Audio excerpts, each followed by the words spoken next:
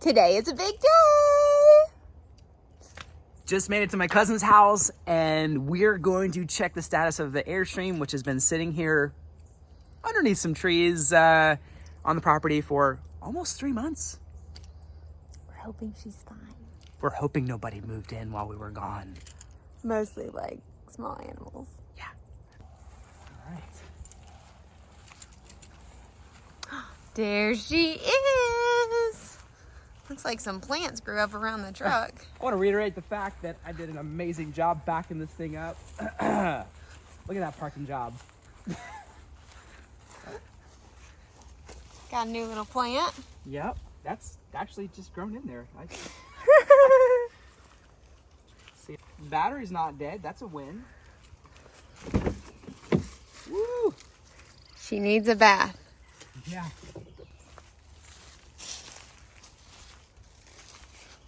Ooh. Spider web. I know. I just walked through a spider web. That's always fun.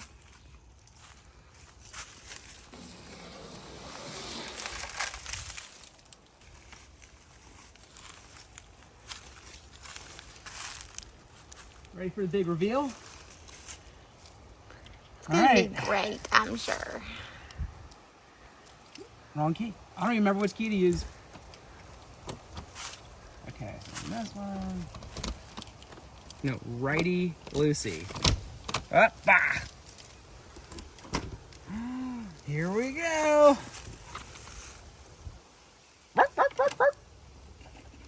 Okay. Let's see what it looks like in here. Turn the lights on. The battery's not dead. The battery's not dead. Whoa. Oh, these damp red bags are full. Look at this. I guess I could have used another 100 of these. Look at that. Wow. I think if they were full, they would be like full to the top, right? That's the line right there, see? Oh. Whoop. Discard when liquid reaches that. Yeah, there's nothing left up top, so. It does smell a little funky in here. I know. So clearly could have used a few more damp red bags, like a few hundred more apparently. Okay.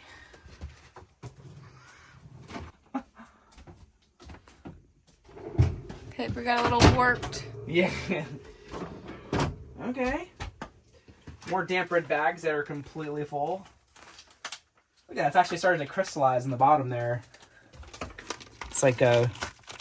Ew. Yeah. Let's see what looks...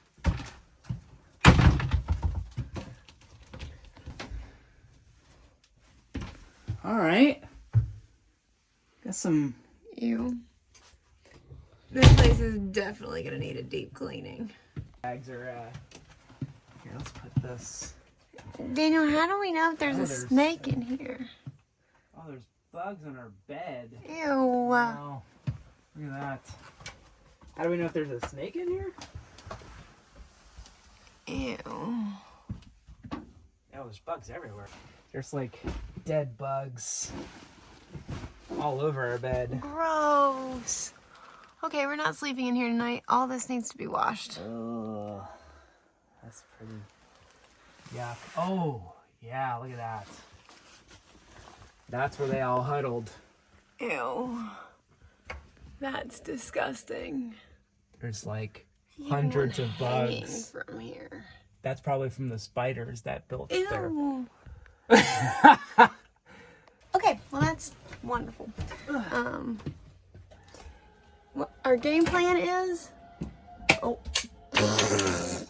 there are these little thingamadoogies that have to be removed to put everything down. So game plan is that we're just gonna get this thing ready to move, and we're going to take her to the campground that we're gonna be staying at in Florida for a couple of weeks, and then put her on hookups and deep clean this baby.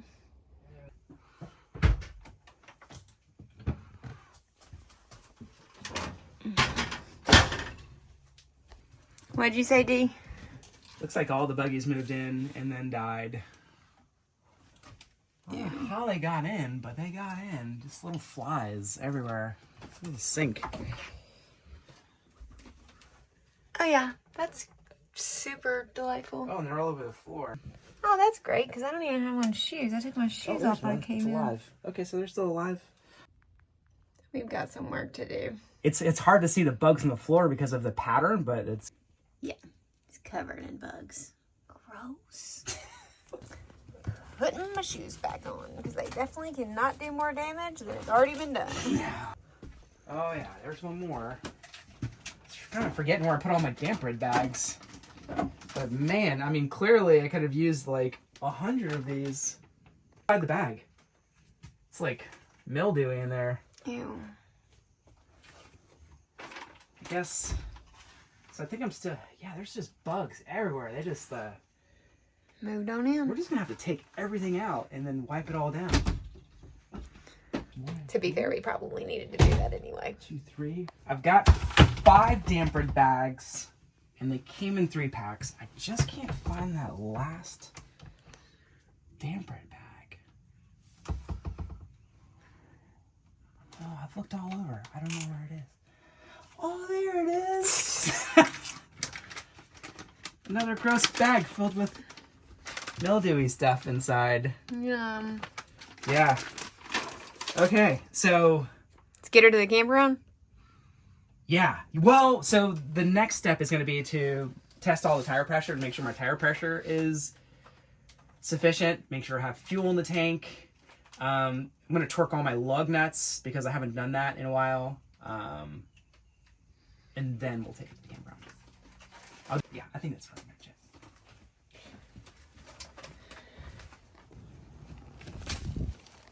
She might be dirty, but she's still so pretty. You're probably wondering where Dash is. He's inside with his Aunt Lori. Yuck. Okay. So we've got some cleanup to do. It's gonna take some time. Dash, are you sad that you didn't get to go see the Airstream? Yeah, that's what it is. See, I'm actually just sleepy, Mommy. Yeah, that's sleepy face. Assuming everything would be fine, I headed back to St. Pete. This is what happened. I'm in the process of preparing to roll out of here, but going through my last minute checks. And one of those things that I'm doing, I talked about, is air pressure. While there are digital sensors for the air pressure, I tend to just, well, this is technically a digital sensor, but I tend to take the tire pressure directly at the tire.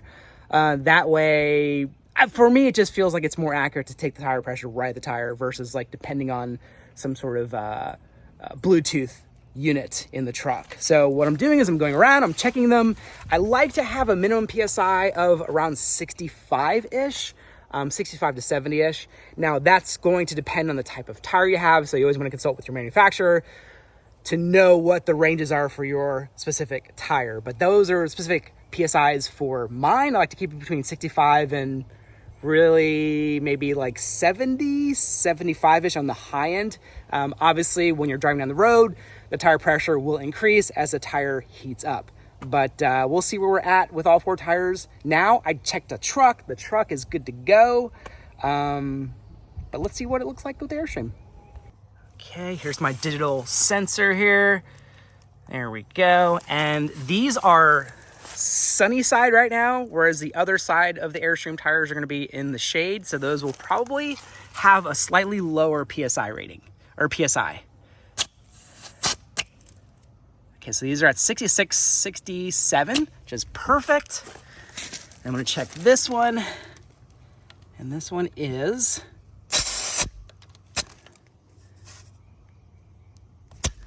We're at 65.5, which is good. So I'll probably square that off at 67 all the way around. And let's check the other side here. Okay, we're checking these. And again, these are in the shade. So I anticipate they'll be a little bit lower. This one is at 62.5, so not too bad. And then there's the very last tire. Let's see here. Okay, that is a problem.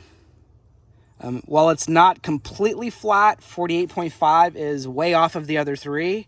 That means there's something more than these just being in the shade, obviously. and I'm gonna have to have that looked at. So the plan will be to inflate it to 67 like the rest, drive to the next campground, and then reassess when we get there. Now, we are in no way affiliated with Air, the air compressor that we use, but I must say it is the best one I've ever used, and we've used it for now years. If you don't travel with an air compressor, you should, because you just never know when you're gonna have a slow leak or some sort of road emergency and you need to inflate a tire. You can use it for other things as well, but that's why we've used it in the past. But yeah, so if you don't have one of these, I think we've got a link in our Wanderlocal Amazon store that'll kind of direct you, point you in the right direction. It's the one we have. There's a few different models. You really can't go wrong with any of them, but that's my tip of the day. Make sure you have one of these handy. Now, the only downside I've found to these Air compressors is that the air compression PSI rating here is not very accurate, which is why I would encourage you to not rely on the Air gauge, because it can fluctuate between 0 and roughly, I found 5 PSI, which can be quite a bit. So get a separate PSI gauge when you're checking all 4 tires, and don't rely on the air compressor for that. I'll show you a good example here. I'll stop it when it hits 65, and then I will use the gauge. Here we go. All right, so the gauge on Air is reporting 65. And right at the stem here, I'm getting a 61 reading. So that's off by about 4. The very next thing I'm gonna do is I'm going to torque each one of the lug nuts. Now, I will do this in a particular pattern. So let me show you. So what I'll do is I'll torque this one right here, and then I'll pop down to this one right here, and then I'll pop up here, here, here, and then here is the last lug nut. So as you can see, you kind of like skip back and forth and sort of pattern there, and that's what I do when I tighten the lug nuts. Now, I try to do that every 500 to 1,000 miles of travel. That's something that I've always done. It's been a good rule of thumb for me, but I know other people will go a little bit longer before they torque their lug nuts, and I know some people that have never torqued their lug nuts. Is something that I've learned to do from some fellow travelers that I look up to, and I've just kind of like adopted that as part of my maintenance plan and do that routinely. So do it, don't do it, don't take my advice for it, research it yourself, make the decision that's right for you. Next thing I'm gonna do, and really this is the last thing before I hit the road, is I'm just gonna make sure everything is secure inside. Basically, is, as you know, or may not know, if you don't own an RV, it's like a small earthquake back here and things just go flying. So gonna take this off. This came off during one of our travels and it looked like you just like rolled the entire row here with paper towels. So that's funny, but we went through the entire roll of paper towels. But besides that, just a couple little things. Dash hasn't, I doubt Dash even remembers this. He hasn't seen that in 3 months. There's his crib, which again, he has not seen in 3 months. I hope he still likes it. I guess we're going to find out later. Well, if we sleep in this tonight, maybe tomorrow. True story. Usually Lauren does the entire interior setup and breakdown. So I think I have everything secured. We're going to find out when we get to the campground if I miss something, because, well, that's just how it goes. But we'll see. I think I have everything secured. So at this point, I'm ready to pull out and start heading towards the next campground, which is in St. Petersburg, which is roughly about an hour and a half to 2 hours away from where we're at right now.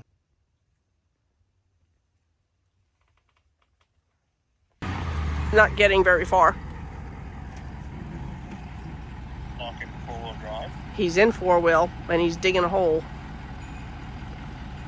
4-wheel drive? Yeah, that's what I said. Both his wheels are just spinning now and he's starting to swerve. I mean, 4 low. 4 low he's in.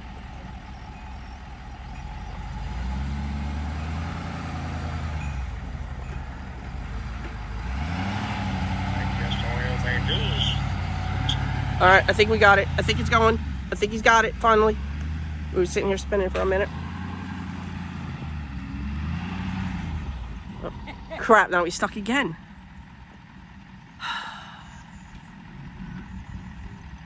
Back it up, I guess. Back it up. Back up. Back up. Keep walking. He said just keep rocking it. Back it up, forward. Back it up, forward. This is where it all goes sideways. Back up till you can't go no further and then stop. Don't spin down and then come back. Keep working your way out of there. Nothing you can do. D, so I wonder if the... I'm panning you off to Daniel for a minute as I video. Oh, can you hear me? That's our cousin Neil. He's a towing pro, but I'm pretty sure no one saw this one coming. I wasn't looking, to be honest with you.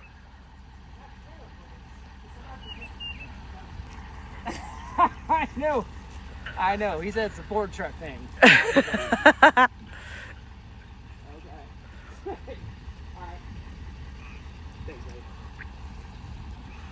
Want me to pull you out?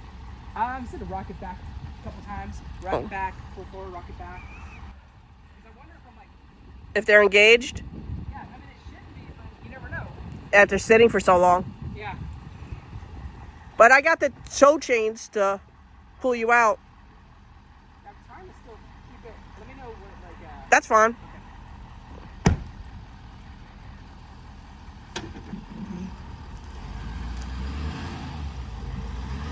They're moving. Are they? Yeah. As you can tell, this isn't going anywhere positive anywhere in the near future. So, we'll call it a wrap for today, because what is positive is wandering local. Because if you haven't already, it's good for the soul. We'll see you tomorrow, friend. I can't believe I'm doing this in your yard. I feel horrible. Well, you got to get out of here, Rob. Just put it on the you owe me list.